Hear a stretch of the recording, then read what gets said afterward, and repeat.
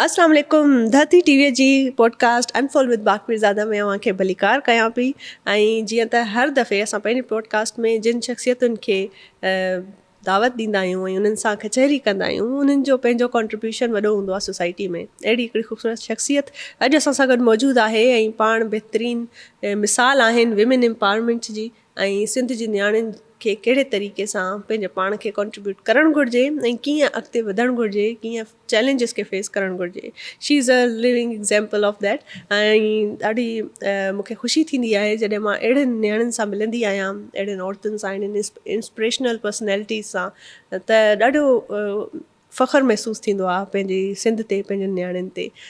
पाण CSS जो exam pass करे पंहिंजे पाण खे कॉन्ट्रीब्यूट कनि थियूं ऐं ज़बरदस्त नमूने अलॻि अलॻि वर्क एक्सपीरियंसिस आहिनि। कहिड़ा कहिड़ा वर्क एक्सपीरियंसिस आहिनि इन्हनि जा उन्हनि खां पाण पुछंदासीं, पर फ़िलहालु करंटली उहे सिंध मास ट्रांज़िट अथॉरिटी जूं मैनेजिंग डायरेक्टर आहिनि।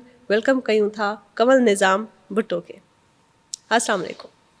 Assalamu alaikum, Baq. Thank you so much for having me over, and thank you Dharti TV for inviting me over. Thank you so much. It's an honor to be with for you have in our podcast. Ma'am, first of all, सभ खां पहिरियां इहो मां तव्हां खां पुछणु चाहींदसि त सिंध मास ट्रांज़िट अथॉरिटी हिकिड़ी धूम मचाए छॾी आहे सॼी दुनिया में, न सिर्फ़ु सिंध में, न सिर्फ़ु पाकिस्तान में, पर सॼी दुनिया में। जहिड़े नमूने नवां नवां प्रोजेक्ट्स अची रहिया आहिनि। अॻु में जेको आहे पीपल्स बस, वरी पिंक बस, वरी पिंक स्कूटी, ऐं अञा बि ईंदड़ जेका नयूं अनाउंसमेंट्स आहिनि उहे बि तमामु बहितर आहिनि। सो थोरो मूंखे ॿुधायो त तव्हां जॾहिं खां हिते जॉइन कयो आहे त हाणे बेसिकली फ्यूचर में तव्हांजा कहिड़ा टास्क आहिनि ऐं कीअं सिंध मास ट्रांज़िट अथॉरिटीअ जो जेको प्रोजेक्ट आहे उहो कीअं कमु करे रहियो आहे, ऐं हिन में कहिड़ा सम्झो था त इन फ्यूचर सिंध जे माण्हुनि जे लाइ, सिंध जी नियाणियुनि जे लाइ कहिड़ा फ़ाइदा थींदा? Thank you so much, Baq.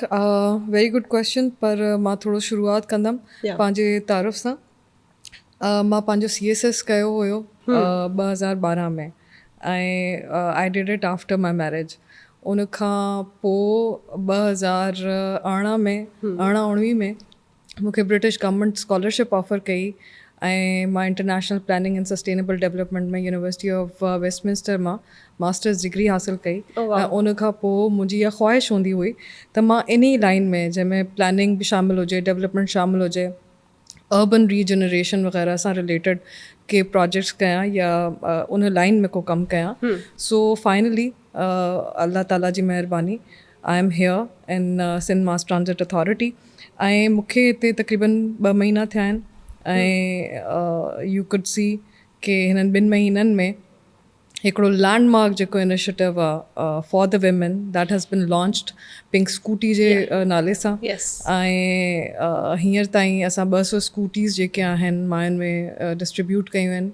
It is project sustainable and sustainable mobility transportation project for the women, जेको के एम्पावर थो करे मायुनि खे। ऐं हिकिड़ो सोशल बैरियर जेको एसोसिएटेड आहे कि जेका ख़ातून आहे उहा घर खां ॿाहिरि बाइक ते नथी निकिरी सघे, उहा इंडिपेंडेंटली ट्रैवल नथी करे सघे। इलाही सारी जेके असांजी ॿाहिराड़ी जी ख़वातीन आहिनि या असांजे शहरी इलाइक़नि में ख़वातीन आहिनि, जीअं त कराची में या हैदराबाद में स्पेशली स्टूडेंट्स आहिनि, डॉक्टर्स आहिनि, टीचर्स आहिनि, उन्हनि खे ट्रांसपोर्टेशन जी इलाही सारी मुश्किलात पेश अचनि थियूं। जिते लेट्स से के पब्लिक ट्रांसपोर्टेशन न आहे, पेरी अर्बन एरियाज़ में ट्रांसपोर्टेशन जी फैसिलिटी ओड़ी तरह न आहे, या असांजा जेके फीडर रूट्स आहिनि उते उहो कवर्ड न आहे। त उते ख़ासि तौर ते उहे ट्रांसपोर्टेशन चैलेंजिस खे केटर करण जे लाइ I think it is a very good initiative, जंहिंमें औरतुनि खे स्पेशली उनजी ड्यूटी आवर्स अहिड़ा आहिनि जंहिंमें हू वञनि थियूं, हू पंहिंजे ओन ते वञी सघनि थियूं, पंहिंजे घर खां निकितियूं, पंहिंजी डेस्टिनेशन ते पहुतियूं ऐं उन खां पोइ वापसि जॾहिं उन्हनि जी ड्यूटी ऑफ थी, लेट्स से ऑफ आवर्स आहिनि, राति जे टाइम जा आवर्स आहिनि, ख़ुदा न ख़ास्ता I got to know about a women जंहिंजे वालिद खे हार्ट अटैक आयो हुयो and she did not have any male member at home जेको के हुनजे वालिद खे खणी वञो हॉस्पिटल। सो उन टाइम ते हुन वटि इहो हुनर हुयो, she knew how to ride the bike, so she started the bike, she took her father, उनखे हॉस्पिटल वठी वई ऐं उनखे इमरजेंसी में एड मिली। सो आई थिंक अहिड़ी तरह जो initiative will empower lot of women ऐं on top of this it is very encouraging to see कि जेके मेल मेंबर्स आहिनि घरनि जा उहे ॻोठनि जा हुजनि उहे नंढनि शहरनि जा हुजनि या उहे वॾनि शहरनि जा हुजनि उहे हाणे पाण पंहिंजे घर जी औरतुनि खे सपोर्ट कनि था बिल्कुलु ऐं उहे अप्रोच कनि था कि असांजे घर जी औरतुनि खे जेका आहे उहा पिंक स्कूटी बिल्कुलु इहा ॾाढी बहितरीनु तव्हां ॻाल्हि कई आहे त ईअं हिकिड़ो नओं मंज़र आहे जेको ॾिसण खां मिलियो आहे विच इज़ अनएक्सपेक्टेड त अर्बन में या शहरनि में त काफ़ी अहिड़ा फैमिलीज़ आहिनि एम्पावर्ड माण्हू आहिनि पढ़ियल लिखियल फैमिलीज़ आहिनि पर जेके असांजा अक्सर रूरल एरियाज़ आहिनि उन में बि इन मनसूबे खां पोइ इहा तब्दीली नज़र आई आहे घणो कर साम्हूं आई आहे त मर्द बि इन शइ खे अप्रिशिएट कनि था त असांजे घर जूं लेडीज़ जेके आहिनि उहे वञनि छो त हुकूमत हाणे असांखे अहिड़ियूं फैसिलिटीज़ फ़राहम करे थी which is a very big thing I guess अच्छा मैडम इन पोज़ीशन ते एज़ अ मैनेजिंग डायरेक्टर जॾहिं तव्हां कमु कयो ऐं जॉइन कयो U told me you have done it since 2 months त कहिड़ा चैलेंजिस आहिनि जेके तव्हांखे फेस करणा पवनि था छो त नॉर्मली जॾहिं असां अहिड़ियूं वॾियुनि पोस्टुनि ते ॾिसूं था त अक्सर असांखे मर्द हज़रात नज़र ईंदा आहिनि मेल माण्हू पर्सनैलिटीज़ आहिनि जेके इन लेवल जो कमु संभालनि था पिया सो तव्हां ॿुधायो त सभिनि खां बिग चैलेंज तव्हांजे लाइ कहिड़ो आहे I think it's a very good question from a perspective कि असांजी मायुनि जी इंटीग्रेशन कीअं थी थिए सोसाइटी में सिंस द ट्रेनिंग जॾहिं असां CSS कंदा आहियूं उन खां पोइ जॾहिं ट्रेनिंग जो असांजो टाइम ईंदो आहे त असां हिकिड़े इंटीग्रेटेड माहौल में ट्रेनिंग कंदा आहियूं जंहिंमें मर्द बि शामिलु हूंदा आहिनि औरतूं बि शामिलु हूंदियूं आहिनि पहिरियां इलाही घटि हुयो ट्रेंड जंहिंमें मायूं इलाही माइनॉरिटी में हूंदियूं पर हाणे मायूं इलाही सारी फील्ड्स में अचनि थियूं CSS क्वालिफाई करे अचनि थियूं PCS में इलाही सारी मायूं अचनि थियूं इलाही सारी असांजे ऑफिसिस में we see women across the board इलाही सारे चैलेंजिस खे हू मीट बि कनि थियूं हिकिड़ो this is not something that is laborious इन में बेसिकली त तव्हांजी ट्रेनिंग थींदी आहे इन टर्म्स ऑफ तव्हांखे चैलेंजिस खे कीअं केटर फॉर करिणो आहे सो उहा over the period of time तव्हां जॾहिं मुख़्तलिफ़ डिपार्टमेंट्स में मुख़्तलिफ़ जॻहुनि ते कमु कंदा आहियो त तव्हांजी आहिस्ते आहिस्ते कैपेसिटी बिल्डिंग थींदी रहंदी आहे if I give my example त मां मुख़्तलिफ़ जायुनि ते कमु कयो आहे worked in finance department I worked in cabinet I worked in local government department. I've worked in PDMA. I've worked in field. I served as Additional Commissioner Karachi. So I've also worked in Punjab. तो मुंहिंजो मुख़्तलिफ़ जॻहुनि ते कमु करण जो experience रहियो सो उन सॼे एक्सपीरियंस जेको आहे जेकॾहिं तव्हांखे लर्न करण जी चाह आहे जेकॾहिं तव्हां सिखण जी चाह रखो था ऐं तव्हां पंहिंजो पाण खे ओपन रखो था कि तव्हां उन्हनि सभिनी चेंजिस खे पंहिंजे अंदरि इनकॉर्पोरेट कयो था त तव्हांजी over the period of time हिकिड़ी वेल राउंडेड अप्रोच डिवेलप थी वेंदी आहे जंहिंखां पोइ तव्हां इन्हनि पोज़ीशन्स जे जेके बि चैलेंजिस हूंदा आहिनि उन्हनि खे इलाही सुठे तरीक़े सां मीट करे सघंदा आहियो सो आई वुड से कि इन 2 months टाइम जेके बि अहिड़ी शयूं आयूं जेके चैलेंजिस आया या जेके बि असांखे अचीवमेंट्स हासिलु करणियूं हुयूं उहे we have been able to achieve so far सही ज़बरदस्त बहितरीनु अच्छा पिंक स्कूटी हिकिड़ो तमामु वॾो प्रोजेक्ट आहे ऐं इन प्रोजेक्ट खां पोइ जॾहिं ज़ाहिर आहे असां ॾिसूं था त असांजूं नियाणियूं अञा वधीक अॻिते वधियूं आहिनि ऐं अञा इन में इंट्रस्ट ज़ाहिर कनि थियूं पियूं पर हिकिड़ो वॾो सुवालु आहे त इन जे लाइ अप्लाई कीअं कजे पिंक स्कूटी अगरि कंहिं नियाणीअ खे का अप्लाई करणु चाहे थी त उन जूं रिक्वायरमेंट्स छा आहिनि ऐं कहिड़े प्लेटफॉर्म तां उहा अप्लाई करे सघे थी सभिनी खां पहिरियां त मां इहो ॿुधाईंदमि कि pink scooty initiative it's an on going scheme इहो हलंदड़ प्रोजेक्ट आहे असां इनिशियल फेज़ में 200 स्कूटीज़ ॾिनियूं हुयूं ऐं अञा असांजो इलाही सारो बैच आहे जेको अचिणो आहे so I would encourage through your program that a lot of women, other women should participate ऐं जेतिरियूं ख़वातीन इन में हिसो वठनि उहो वधीक सुठो आहे मां हिते शुरू में थोरा सा स्टेटिस्टिक्स ॿुधाईंदमि त असांखे तक़रीबन फर्स्ट फेज़ में 11,000 जे क़रीब जेके आहिनि एप्लीकेशन्स आयूं हुयूं छोकिरियुनि जूं मुख़्तलिफ़ जॻहुनि तां जंहिंमें ॿाराड़ी जी बि छोकिरियूं शामिलु हुयूं नंढनि शहरनि जी बि छोकिरियूं शामिलु हुयूं मातली बदीन ख़ैरपुर लाड़काणा थरपारकर घोटकी इन्हनि सभिनी जॻहुनि जी शामिलु हुयूं ऐं कुझु खे मिलियूं बि आहिनि पर हिकिड़ी जेका फ़ुक़दान हुयो उहो इहो हुयो कि उन्हनि तमामु एप्लीकेशन्स में इलाही सारी majority of the number of the applications जेके हुयूं उहे लर्नर लाइसेंस वारियूं हुयूं जॾहिं त एक्चुअल असांजी जेका रिक्वायरमेंट आहे उहा आहे की हू permanent motor bike licence holders हुजनि ऐं गॾु में गॾु उहे स्टूडेंट हुजनि या उहे वर्किंग विमेन हुजनि ऐं उनजो हू गॾु असांखे प्रूफ अच्छा ॾिनो मोटर बाइक लाइसेंस लाज़मी अगरि कंहिंखे कार ड्राइविंग लाइसेंस आहे but she know how to drive how to ride a bike so is it possible she can get that motor bike licence is the primary requirement okay तव्हां motor car बिल्कुलु हलाईंदड़ हुजो पर since it's a different category त traffic licence वारा जेका branch आहे they will allow कि तव्हां मोटर बाइक लाइसेंस होल्डर आहियो तॾहिं ई तव्हां एलिजिबल थींदो फॉर एनी बाइक और scooty okay so this is how it is बहितरीनु ऐं just thank you so much तव्हां हिन शइ खे अञा वाज़े तरीक़े सां कयो छो त काफ़ी अहिड़ा सुवाल आहिनि जेके ज़हन में अचनि था ऐं काफ़ी माण्हुनि जेको आहे असांखे अप्रोच बि कई त ईअं आहे कीअं आहे त मां सम्झो त इहो ॾाढो ज़बरदस्त आहे त तव्हां खां पाण खां ई असां इहो सुवाल कयूं and U have nicely described everything अच्छा पीपल्स बस जेका आहे उहो प्रोजेक्ट बि तमामु बहितरीनु आहे ऐं सिंध जे तमामु डिविजन्स हेडक्वार्टर्स में हले थी पई इन सां तव्हांखे छा थो लॻे त थ्रू आउट सिंध रोज़गार केतिरो इन में मुतासिर थियो आहे ऐं इन केतिरा जेके आहिनि अवाम जी इन में भलाई थी सघे थी इन प्रोजेक्ट जे हवाले सां अच्छा रिगार्डिंग पीपल्स बस सर्विस जेके तव्हां ॻाढ़े रंग जी बसिस ॾिसंदा आहियो पूरे शहर में हलंदे this is people's bus service ऐं इन में असांजी 280 बसिस आहिनि जेके हलनि थियूं पियूं उहे बसिस असांजी through out divisional headquarters including Karachi division Mirpur ख़ास लाड़काना सखर हैदराबाद ऐं शहीद बेनज़ीराबाद हलनि थियूं पियूं बेसिकली सरकार सां एसोसिएटेड न माण्हुनि जूं इलाही सारियूं मिसकनसेप्शन्स हूंदियूं आहिनि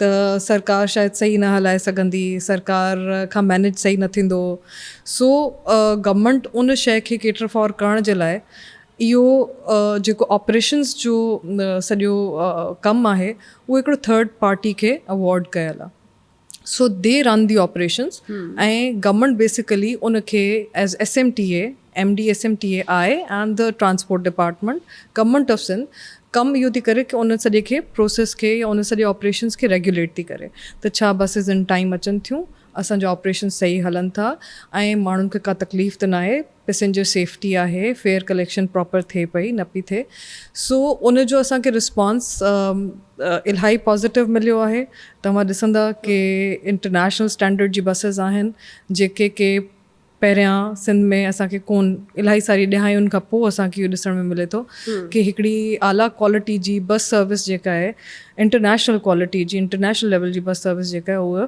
तव्हांखे कराची में छा पूरे सिंध में हलण में मिलनि पियूं ऐं उन में राइडरशिप बि इलाही पॉज़िटिव असांखे रिस्पॉन्स मिलियो आहे माण्हुनि जी तरफ़ खां उन में तव्हां हिकिड़ो पैसेंजर आहे हिकिड़े नॉमिनल फेयर जे मथां हिकिड़ी आला क्वालिटी बस सर्विस में ट्रैवल करे पियो AC हले पियो सेफ्टी आहे कंफर्ट आहे ऐं हिकु डेस्टिनेशन खां ॿी डेस्टिनेशन ताईं उहो इलाही थोरे घटि टाइम में पहुची वञे थो जी जी बिल्कुलु अच्छा पिंक बस बि हिकिड़ो अहिड़ो ई इनिशिएटिव आहे विमेन एम्पावरमेंट खे अॻिते वधण जे लाइ जेको तमामु ज़बरदस्त प्रोजेक्ट आहे इन में जेके शुरूआति में त असां काफ़ी इहो ॿुधो होसीं त ड्राइवर्स बि लेडीज़ हूंदियूं ऐं उन में जेके कंडक्टर्स आहिनि उहे बि लेडीज़ हूंदियूं पर अक्सर ॾिठो वियो आहे त कंडक्टर्स आहिनि पर ड्राइवर्स अञा बि उन में लेडीज़ पूरे तरीक़े सां हर जाइ ते नज़र न आयूं आहिनि पोइ इन जो फ्यूचर प्लान छा आहे छा हुन में वाक़ई में तव्हांखे जेको आहे अॻिते लेडीज़ ड्राइवर्स खे ई तव्हां अॻिते कंदव या छो इहो अञा ताईं कीअं हलंदो अॻिते हली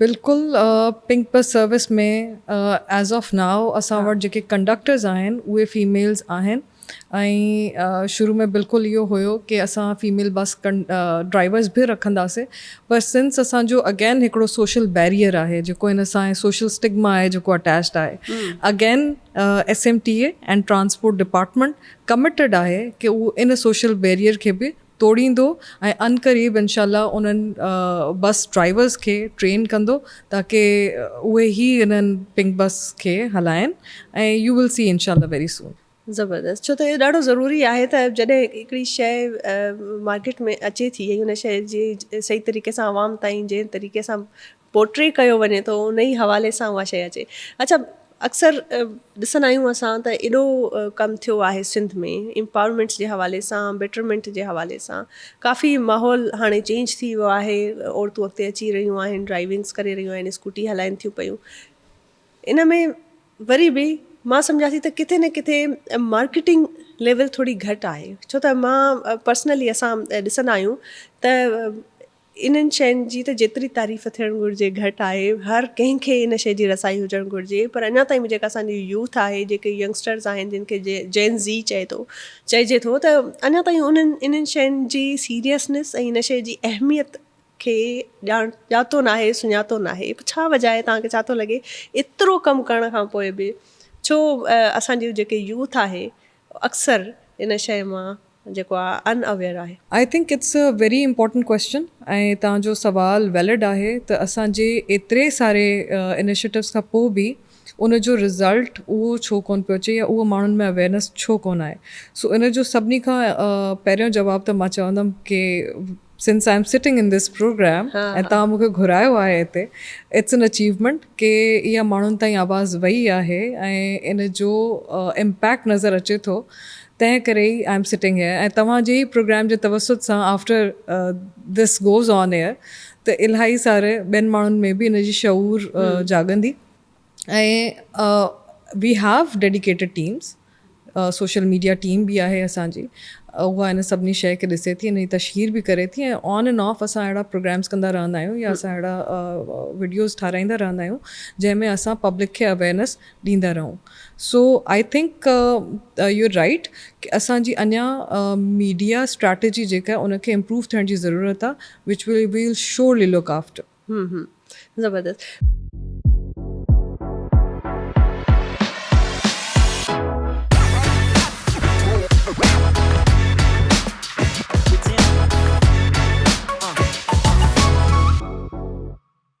अच्छा, यूथ खे कीअं था ॾिसो पिया त जॾहिं अहिड़ा नवां प्रोजेक्ट्स ईंदा आहिनि त जेके नौजवान आहिनि अक्सर उहे ई आहिनि जेके असांजे सिंध जो, असांजे मुल्क जो फ्यूचर जिन सां वाबस्ता आहे ऐं जेके अञा बहितर करे सघनि था, उन्हनि ते रिलाए करे थो पियो।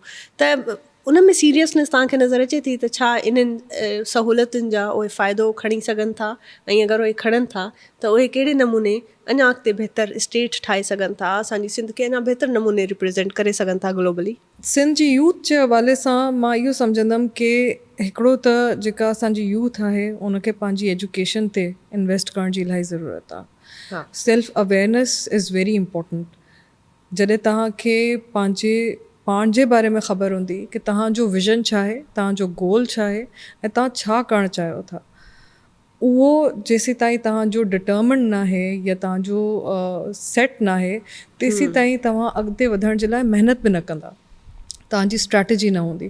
त सभिनी खां इम्पॉर्टेंट शइ त इहा आहे कि तव्हां पंहिंजो पाण खे सम्झो, पंहिंजो पाण खे ॼाणो ऐं तॾहिं तव्हां अकॉर्डिंगली पंहिंजी स्ट्रैटेजी डिवाइस कयो।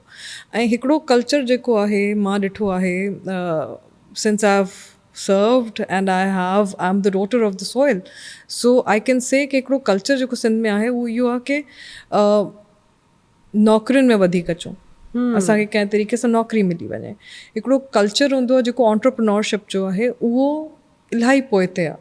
बिल्कुलु। जेकॾहिं असांजी यूथ इन शइ जे बारे में सोचे ऐं इन शइ ते टारगेट करे त असांखे पंहिंजे जिते बि रहूं था उते वेही करे असां कहिड़ी नई शइ करे सघूं था, असां इन शइ खे या इन जॻह खे कीअं डेवलप करे सघूं था, या इते काई नयो कल्चर कीअं इंट्रोड्यूस करे सघूं था। त आई थिंक जेके असांजा नंढा शहर आहिनि उन्हनि में बि इलाही वॾो चेंज अची थो सघे। ॾाढी इहा सुठी तव्हां ॻाल्हि कई त फ्रीलांसिंग, एंटरप्रेन्योरशिप इहा ॾाढी ज़रूरी आहे। ऐं अॼुकल्ह जे यूथ जे लाइ मां सम्झां थी त हाणे नौकरियूं पाण ई इंसानु जेको आहे डेवलप करे सघे थो, की हाणे कंहिं जे अॻियां जेको आहे सो असांखे हथ फैलाइण जी ज़रूरत न आहे, हाणे उहो दौरु अची वियो आहे। ऐं सोशल मीडिया जे दौर में वरी चैलेंजिस बि तमामु घणा आहिनि, ऐं इन चैलेंजिस में तव्हांखे लॻे थो त जेके ट्रांसपोर्टेशन सर्विसिस आहिनि उहे जेके हलनि थियूं रूरल एरियाज़ में त नज़र अचनि थियूं पियूं, पर उहे बहिराड़ीअ जा उहे शहर, उन्हनि जो फ्यूचर प्लैनिंग्स तव्हांजो छा आहिनि? उते जेको आहे सो छा आहे ट्रांसपोर्टेशन, पिंक बस ऐं रेड बस ऐं स्कूटीज़, इहे छा आम थियणु शुरू थी वियूं आहिनि या ईंदड़ वक़्त में थींदियूं? अच्छा, इन में जेको आहे मां तव्हांखे थोरो सो ॿुधाईंदी हलां त असांजी हिकिड़ो ऑन गोइंग हले थो पियो नेगोसिएशन्स एशियन डेवलपमेंट बैंक सां, जंहिंजे ज़रिए असां हिकिड़ी मैस ट्रांसपोर्ट जी स्टडीज़ कराईंदासीं for the requirement in Larkana, इन कराची, इन सख, ताकी असांखे ख़बर पए कि हुते जी ट्रांसपोर्टेशन नीड्स छा आहिनि, उते कहिड़ा कहिड़ा इलाइक़ा आहिनि जिते असांखे कवर करण जी ज़रूरत आहे.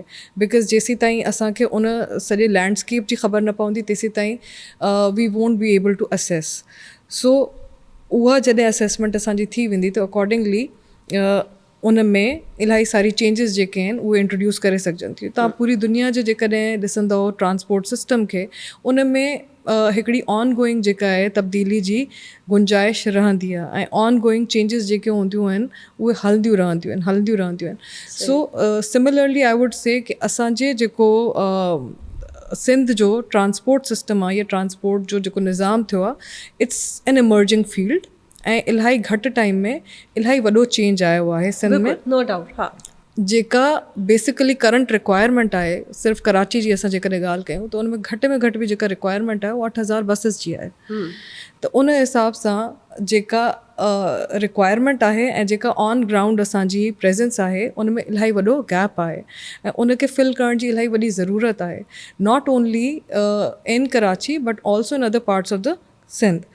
ऐं definitely it's an ongoing and a gradual process. Definitely government जे लाइ बि इहो इलाही मुश्किल आहे त उहो सॼा जा सॼा फंड्स हिकिड़े सेक्टर में एलोकेट करे छॾनि ऐं उन में डेफिनेटली जेकॾहिं तव्हांखे चेंज खणी अचिणो आहे त it's an ongoing in a very slow process which we think and am कि उहो in coming times, in decades times, उहो चेंज ईंदो.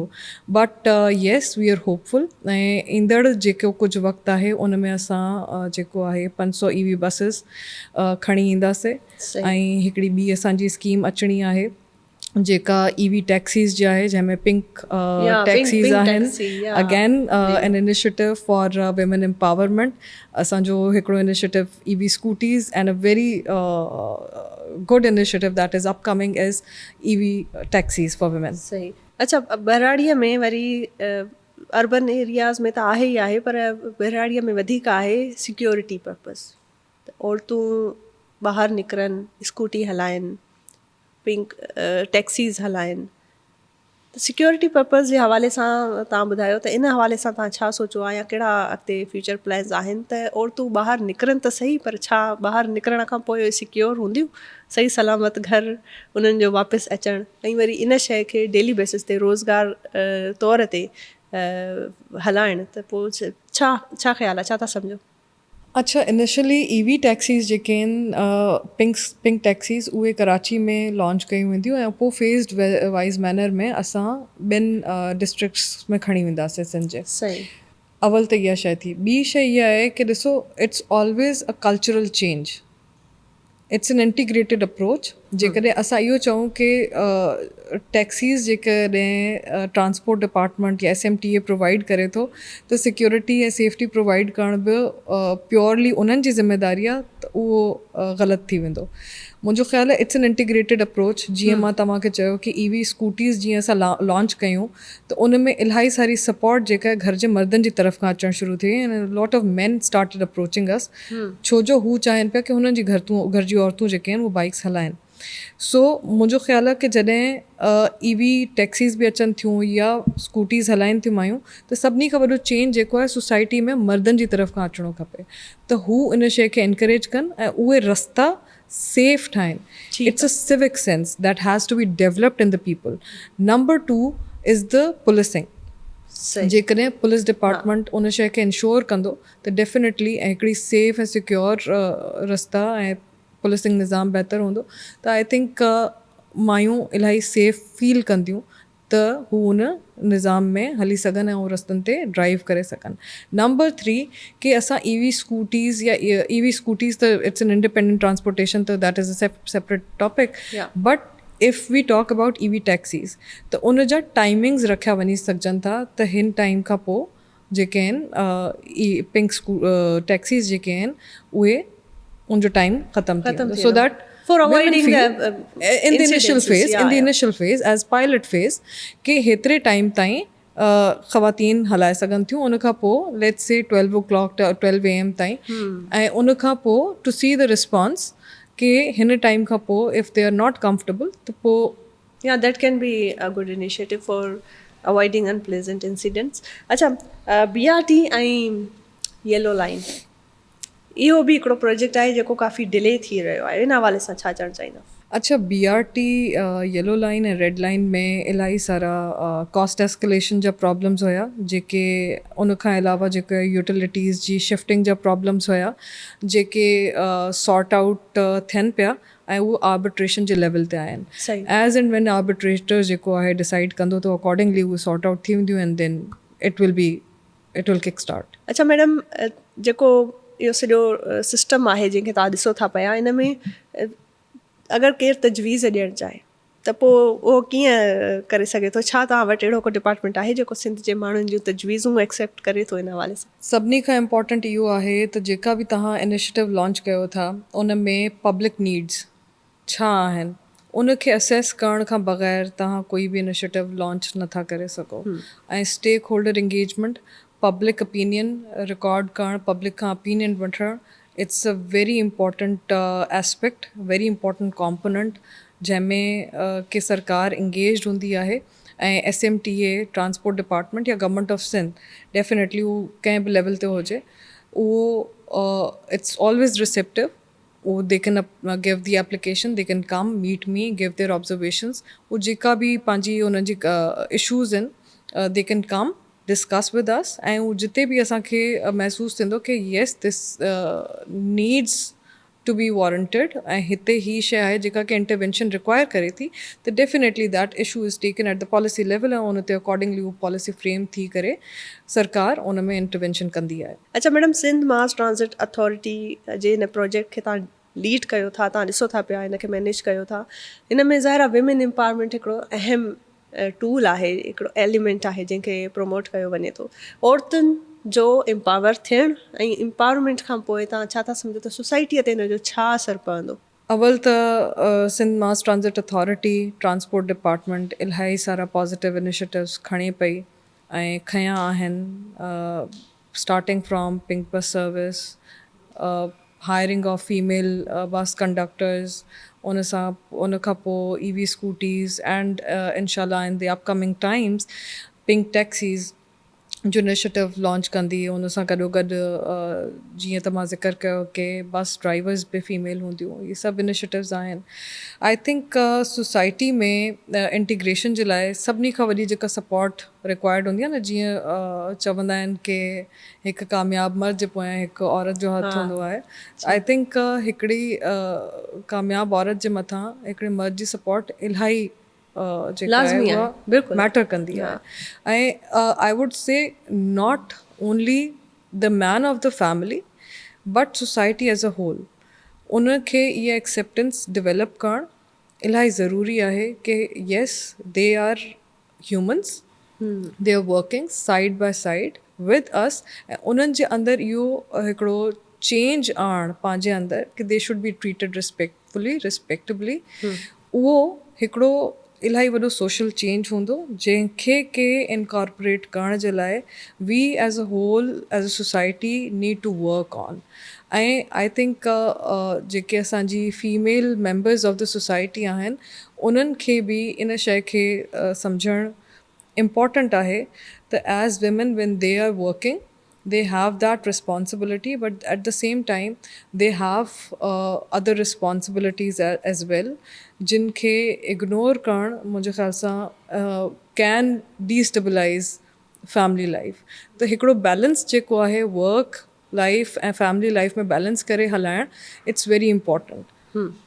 त this is what my opinion is. That's amazing. ऐं जीअं त तव्हां अॻु में ॿुधायो त पिंक स्कूटीज़ 200 त तव्हां डिस्ट्रीब्यूट करे चुकिया आहियो ऐं हाणे नेक्स्ट हिकिड़ो इन जो थियण वारो आहे मरहलो. सो उहो कॾहिं थींदो, मतिलबु हिकिड़ो अंदाज़न टाइम त अञा इहो प्रोसेस कॾहिं थींदो? जेके वेट कनि थियूं पियूं असांजूं नियाणियूं ईंदड़ अञा वरी ॿियो मरहले जो त पिंक स्कूटीज़ ईंदियूं त उन्हनि खे केतिरो वेट करिणो पवंदो? जी इंशाल्लाह उहो मरहलो बि जल्दी शुरू थींदो ऐं सेकेंड फेज़ असांजो इन प्रोसेस आहे. वी आर स्टिल रिसीविंग दी एप्लीकेशन्स. असां वटि हींअर बि एप्लीकेशन्स जमा थियनि पियूं. त मां सभिनी नियाणियुनि खे रिक्वेस्ट कंदमि, सभिनी जेके बि असांजी औरतूं आहिनि उहे अप्लाई करण जी ख़्वाहिशमंद आहिनि त उहे अप्लाई करे सघनि थियूं। smta.sin.gov.pk वेबसाइट आहे, उन ते एप्लीकेशन फॉर्म्स अवेलेबल आहिनि, दे कैन अप्लाई। ऐं असां उन्हनि एप्लीकेशन्स जी स्क्रूटनी कयूं पिया। इंशाल्लाह soon second phase will be launched. सही, ज़बरदस्त, इंशाल्लाह। अच्छा, सिंध मास ट्रांज़िट अथॉरिटी जे प्रोजेक्ट जे लाइ तव्हां हुकूमत ऐं अवाम खां कहिड़ी का ख़ासि मदद जी तलबगार आहियो, या कहिड़े नमूने पंहिंजे पाण खे अवाम कंट्रीब्यूट करे सघे थी, या हुकूमत मां कहिड़ी मदद तव्हां एक्सपेक्ट कयो था? हुकूमत जी हर तरह जी मदद असां सां गॾु आहे, and we are very hopeful. इलाही सारा असांजा अपकमिंग प्रोजेक्ट्स आहिनि जंहिंमें असांखे गवर्नमेंट ऑफ सिंध पूरी तरह सां सपोर्ट करे थी पई। From the ministry, from the secretary, everyone is in favor and in support. The people only need to cooperate with us कि जॾहिं हू बस में चढ़नि था त थोरो सो ज़िम्मेदारी जो मुज़ाहिरो कनि ऐं पंहिंजो टिकट जेका आहे प्रॉपर वठनि बसिस जी, पंहिंजो फेयर जेको आहे उहो सही सां जमा कराइनि। बसिस खे असांजे अंदरि जेको हिकिड़ो इशू हूंदो आहे कि बसिस में कचिरो करे छॾियो, उनखे सफ़ाई खे मेंटेन कनि। ऐं ही सॼो एसेट जेको बि आहे जेको रोड्स ते हले थो, पिंक बस सर्विस थी वई, EV बसिस आहिनि जेके एग्ज़िस्टिंग हलनि थियूं पियूं असांजियूं, ऐं असांजी पीपल्स बस सर्विस आहिनि, ग्रीन लाइन आहे, ऑरेंज लाइन आहे, स्कूटीज़ आहिनि, इहो सॼो टैक्स पेयर जो पैसो आहे। So they need to be vigilant about it. हुननि खे पाण हिन रिसोर्स खे इहो सम्झणो खपे त इहो उन्हनि जो रिसोर्स आहे। बिल्कुलु। जॾहिं हू इनखे इहो सम्झंदा कि ही असांजो रिसोर्स आहे, ही असांजो मुल्क आहे, ही असांजी धरती आहे ऐं असांखे इन जी हिफ़ाज़त करणी आहे, त जीअं पंहिंजे घर जी, पंहिंजे जॻह जी हिफ़ाज़त माण्हू कंदो आहे, जीअं उन जी सफ़ाई रखंदो आहे, त हिन खे बि उअं ई रखनि। आई थिंक इलाही सारा असांजा मसइला वैसे ई हल थी वेंदा। ज़बरदस्त, बहितरीनु। ईंदो ॾाढो सुठे नमूने तव्हां ॿुधायो। त ज़ाहिर आहे हर सिटीज़न जी हिकिड़ी पंहिंजी बि ज़िमेदारी आहे। Being a citizen you are responsible for the सॼो जेको बि तव्हांजो इन्वायरमेंट आहे उनखे कीअं सेफ ऐं सिक्योर करे। छो त सिक्योरिटी लॉज़ ऐं जेके कानून आहिनि उहे त ठहंदा आहिनि, पर उन ते अमल करणु इंसान जो कमु आहे, माण्हुनि जो कमु आहे जेके उन में रहनि था पिया।